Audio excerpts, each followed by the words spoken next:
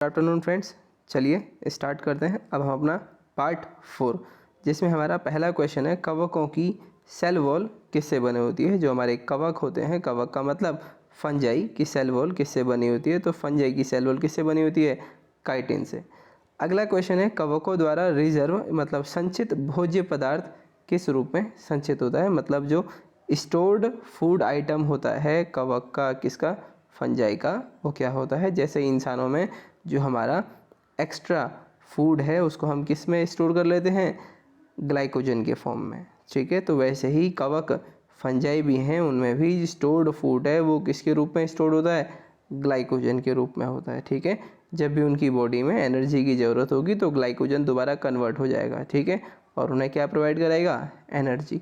सभी कवक सदैव होते हैं, सभी कवक मतलब जितने भी तुम्हारे फंजाई होते हैं ये हमेशा क्या होते हैं, तो ये हमेशा होते हैं विविध पोषी, मतलब अलग अलग टाइप का इनमें क्या होता है, पोषण होता है, ठीक है। या पोषण वो अलग अलग तरीक़ों से ले सकते हैं। कोई अपना खाना भोजन खुद बनाता है, कोई दूसरों से लेता है, कोई मृत जीवों को या उन पे रहकर भोजन ग्रहण करता है। चलते हैं अगले क्वेश्चन की ओर। अगले क्वेश्चन में हमसे पूछा है जो माइकोराइजा है ये किसका सहजीवी संबंध होता है, माइकोराइजा। तो जैसे कि हम जानते हैं माइकोराइजा में क्या होता है, जो हायर प्लांट्स होते हैं, पेड़ों की जड़ों और जो हमारे फंजाई होते हैं उनके बीच में क्या होता है, सहजीवी संबंध। जैसे हमारा लाइकन होता है एल्गी और फंजाई, जिसमें ये दो रहते हैं। जब एल्गी और फंजाई ये दोनों साथ में रहते हैं सहजीवी अवस्था में तो हम उसे क्या नाम देते हैं, लाइकन। वैसे ही जब फंगस रहता है हायर प्लांट्स की जड़ों में, मतलब उच्च पौधों की जड़ों में जब फंगस रहता है और ये दोनों सहजीवी संबंध को दर्शाते हैं तो हम इन्हें क्या बोल देते हैं, माइकोराइजा, ठीक है। तो हमारा आंसर होगा कवकों तथा उच्च पौधों की जड़ों के बीच होता है सहजीवी संबंध, जिसे हम क्या बोलते हैं, माइकोराइजा। अगला क्वेश्चन है हमारा वृक्षों की छाल पर उगने वाले कवक, वो क्या बताओ, कवक, वो कवक बताने हैं, मतलब वो फंजाई बताओ जो पेड़ों की छाल पर उगते हैं। जो पेड़ों की जो छाल पर उगते हैं तो हम उन्हें क्या बोलते हैं, कॉर्टिकल्स, ठीक है। वो फंजाई जो पेड़ों की छाल पर उगते हैं उनको हम बोलते हैं कॉर्टिकल्स, ठीक है। कॉर्प्रोफाइलस वो होती हैं जो काव डंग मतलब गाय के या मतलब जो भी गाय के गोबर पे जो फंजाई उगती है उन्हें हम क्या बोलते हैं, कॉर्प्रोफाइलस, ठीक है, या कॉर्पोफिलस। चलते हैं अगले क्वेश्चन की ओर। अगले क्वेश्चन में हमसे पूछा गया है गोबर पर उगने वाले कवक, तो अभी मैंने आपको बताया वो क्या थे, हमारे कॉर्पोफिलस। अगला क्वेश्चन है निम्न में से क्लोरोफिल नहीं होता है, किसमें क्लोरोफिल नहीं पाया जाता है। ऑप्शन है हमारा एल्गी, ब्रायोफाइट्स, टेरिडोफाइट्स या फंजाई। तो हम जैसा कि हम जानते हैं जो हमारे क्या होते हैं, फंजाई होते हैं, इनमें क्लोरोफिल नहीं पाया जाता है। अगला क्वेश्चन है हमारा आलू का लेट ब्लाइट। आलू में एक रोग होता है जिसको हम लेट ब्लाइट के नाम से जानते हैं, ये किसके द्वारा होता है। तो जो आलू में जो लेट ब्लाइट है वो होता है फाइटोप्थोरा इन्फेस्टेशंस के द्वारा, ठीक है। अगला क्वेश्चन है डबल रोटी के निर्माण में काम आने वाला कवक। डबल रोटी का मतलब होता है ब्रेड, जो आप ब्रेड खाते हैं ना ब्रिटानिया वाला, तो जो सो ब्रेड है, ब्रेड को बनाने के लिए कौन सा फंगस इस्तेमाल किया जाता है, तो फंगस होता है हमारा सैकेरोमाइसिस सेरेवेसी। ये जनरली हम इसको क्या बोलते हैं, यीस्ट, YEAST, यीस्ट। और ये क्या होता है, यूनिसेल्युलर, मतलब इसका शरीर जो बना होता है वो क्या होता है, एक कोशिकीय होता है। चलते हैं अपने अगले क्वेश्चन की और। अगले क्वेश्चन में हमसे पूछा गया जो हमारा पेनिसिलियम है ये क्या है। तो हमारा जो पेनिसिलियम है ये एक टाइप का क्या होता है, बताओ, ये एक टाइप का होता है हमारा फंजाई, ठीक है। पेनिसिलियम, इसका पूरा नाम होता है Penicillium notatum, NOTATUM, Penicillium notatum. ये एक टाइप का होता है फंगस, ठीक है। और इसी फंगस से क्या मिलता है हमें, पेनिसिलिन, ठीक। और ये क्या होता है, पेनिसिलिन एक एंटीबायोटिक होता है। अगला क्वेश्चन है हमारा पेनिसिलिन की खोज किसने की थी। तो ये खोज की थी अलेक्जेंडर फ्लेमिंग ने, ठीक है। जो मैंने आपको बताया अभी, पेनिसिलियम नोटेटम से पेनिसिलियम निकालने की खोज अलेक्जेंडर फ्लेमिंग ने करी है। अगला क्वेश्चन है अर्गोट किससे प्राप्त होता है। तो जो अर्गोट है ये हमें किससे प्राप्त होता है? ये प्राप्त होता है हमें क्लेविसेप्स से। ठीक है, अगला क्वेश्चन है औद्योगिक स्तर पर पेनिसिलियम प्राप्त किससे किया जाता है? तो मतलब जो पेनिसिलियम निकाली थी या जो पेनिसिलिन निकाली थी, किसने निकाली थी? अलेक्जेंडर फ्लेमिंग ने। ठीक है, जो क्या होती है? एंटीबायोटिक। किससे निकाली थी? पेनिसिलियम नोटेटम से। लेकिन हम इसको जब औद्योगिक स्तर पर निकालते हैं या जब हम औद्योगिक स्तर पर पेनिसिलिन का निर्माण करते हैं तो वो हम किससे करते हैं? वो हम करते हैं पेनिसिलियम क्राइसोजेनम से। ठीक, चलते हैं फिर अपने अगले क्वेश्चन की ओर।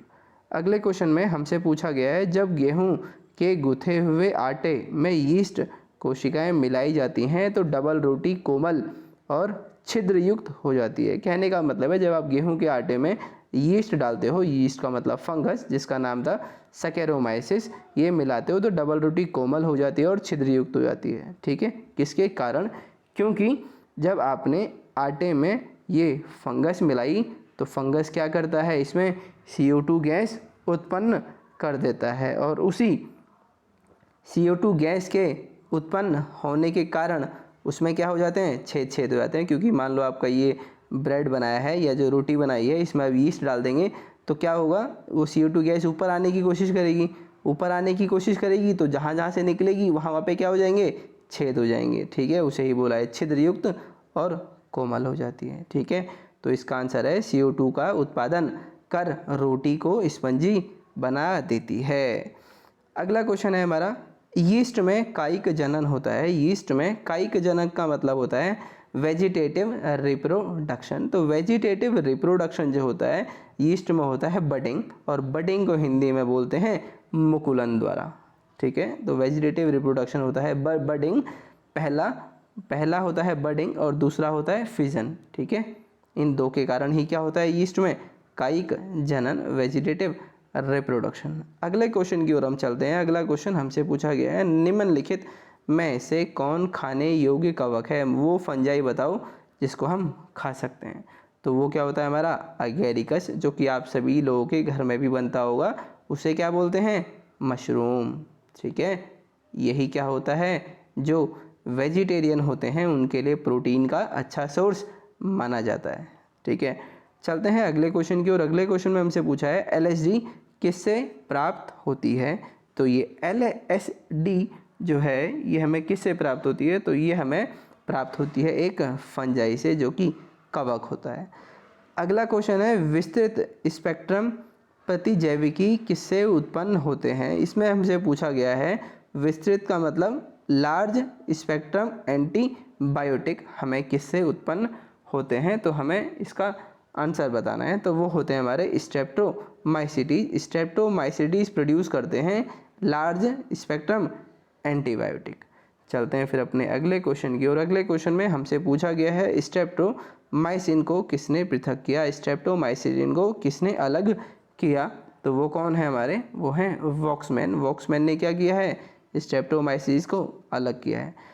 अगला क्वेश्चन है हमारा टिक्का डिजीज किस में होता है? टिक्का डिजीज जो है वो हमें किस में देखने को मिलता है? चावल में, ज्वार में, गन्ने में या मूंगफली में? तो जैसा कि हम जानते हैं मूंगफली में एक रोग हमको देखने को मिलता है जिसे हम क्या बोलते हैं? टिक्का रोग कहते हैं। ठीक है, किस में होता है? मूंगफली में।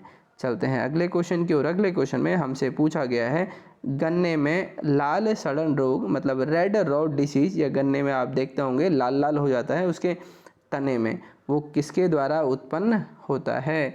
तो वो हमारा किसके द्वारा उत्पन्न होता है? फंगस के द्वारा उत्पन्न होता है, कवक के द्वारा।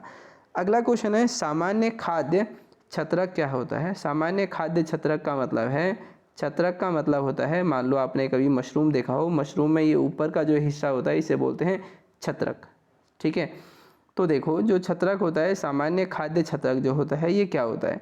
तो ये जो छत्रक होता है ये ठसाठस भरे कवक जाल, जब कवक जाल बहुत अच्छे से भर जाता है, बहुत टाइटली पैक्ड हो जाता है, तो हम उसे क्या बोलते हैं? छत्रक बोल देते हैं। ठीक है, तो फिर चलते हैं अगले क्वेश्चन की। और अगले क्वेश्चन में हमसे पूछा गया है जो मशरूम एक क्या है? तो जैसा कि हम जानते हैं जो हमारा मशरूम क्या होता है? एक फंगस होता है। ठीक है, जिसका नाम क्या होता है? Agaricus, GARICUS, Agaricus. ठीक है, तो ये क्या है, कवक है। अगला क्वेश्चन है, प्रथम वियुक्त प्रतिजैविक कौन सा था? हमें बताना है वियुक्त प्रतिजैविक बताना है, और सबसे पहला वियुक्त प्रतिजैविक कौन सा था? प्रतिजैविक का मतलब होता है एंटीबायोटिक, तो वो हम जानते हैं वो क्या थी, पेनिसिलिन थी। ठीक है, चलते हैं फिर अपने अगले क्वेश्चन की ओर। अगले क्वेश्चन में हमसे पूछा गया है जो हमारा एथलीट फुट नामक बीमारी होती है। एथलीट फुट नामक बीमारी क्या होती है? जब आपने देखा होगा ना, जब आप बहुत समय तक पानी में रहते हैं तो आपके पैरों में एक वो हल्की हल्की दरारें ऐसी आ जाती है ना, तो वैसा ही इस बीमारी में भी होता है, पैरों में होता है। ठीक है, तो उसे बोलते हैं एथलीट फुट। ये जो बीमारी होती है ये भी एक फंगस से होने वाली बीमारी होती है। ठीक है, जैसे ही आपके रिंग वर्म होता है ना, जो रिंग वर्म डिसीज होती है, दांत खाद, तो वैसे ही ये भी होती है, ये भी किससे होती है, फंगस से होती है, और एथलीट फुट है इस बीमारी का नाम। तो ये थे हमारे इस वीडियो के हमारे 25 क्वेश्चंस। बाकी हम मिलते हैं आपसे अगली वीडियो, और हम इसके 3 पार्ट जो हैं कर चुके हैं, आपने नहीं देखे हैं तो आप वहाँ देख सकते हैं प्लेलिस्ट में जाके।